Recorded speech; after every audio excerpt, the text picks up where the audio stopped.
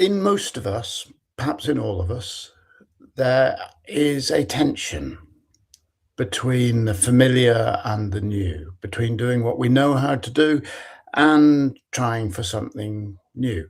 The familiar is based on experience. I mean, it's part of our survival process, isn't it? We do things, we learn how it works out, and if it works out well, we do them that way again. It's how we grow, how we survive. You stick your hand in a fire, it burns, and you don't do it again. You eat a certain food, it tastes good and makes you feel healthy, you eat it again. This is basically conservatism. It becomes our safety zone. And we need that safety zone. There are huge times in our life when all we need is just to have a place to go to where we can go, this is familiar. I don't have to think too much about what I'm doing. Here I am safe.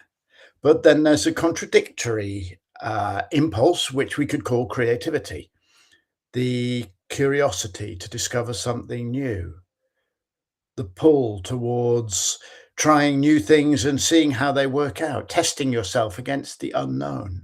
And that's important because it's the zone of growth and of learning and of discovery. And discovery is one of the great joys of being alive.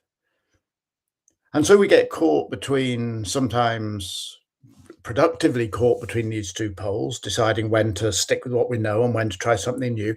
And sometimes we get trapped between these two poles, not knowing whether to stick with what we know or risk something new, or do we feel competent to try something new, or should we just stick with what we already know? And so the thoughts go round and round and round. And there's everybody willing to give you advice. Maybe I'm just one of them. Maybe I'm just trying to give you advice now. But one of the pieces of advice that is given is from, the older generation who say, oh, do things the way we did things. Stick with what you know. I always think of that as my grandma. I never knew my grandmother, so I can impute to her any characteristics I want. I don't even know who my grandmother was. So I call it my grandma's voice. Oh, you don't want to do it that way. Oh, all sorts of terrible things will happen if you do it that way. Do it the way you've always done it. I get caught between that and the sense of going, hey, this could be exciting. We could try this. Not thinking things through, falling flat on my face. There we go. Caught between two impulses. And another piece of advice you're given is nothing good will ever come from staying in your comfort zone or your safety zone. Take risks. I'm sorry, I think that's horse shit. Very good things come from staying in your comfort zone. You build up strength, you build up resilience. You have a chance to observe from the safety of your comfort zone the choices that are presented to you and decide which ones to take. If you do the same thing again and again, if you're paying attention to it, you'll get better at doing those same things. I paint a lot of trees or doodle a lot of trees. I do trees again and again. You know what? I'm getting better at them. I'm sticking in my comfort zone. I doodle trees. I'm getting better at making trees. And you see, that's the point. It doesn't matter if you stay in your comfort zone or you decide to be all creative and go off into something new. What matters is the degree of attention you pay when you're doing it. What matters is being present with what you're doing. If I go over to my piano over there and I'm thinking about something else and I bang out lots of new sounds, it's not particularly creative because I'm not paying any attention to it. I'm just banging out sounds.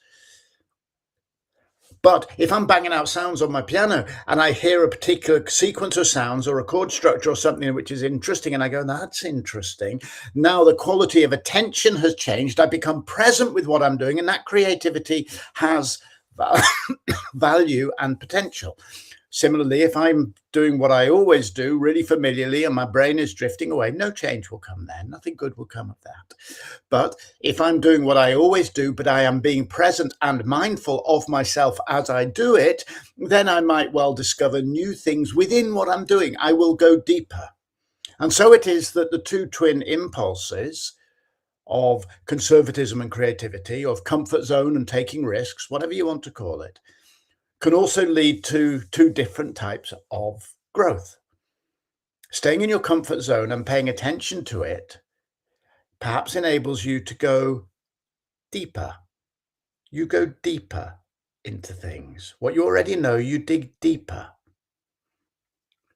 Creativity and risk and curiosity lets you go broader, discover new things, find new things. And I would suggest that to become a really well-rounded person and have a really satisfying life, you both want to go deeper, get better and better and better at what it is you do, and go broader, discovering new, more and more exciting things.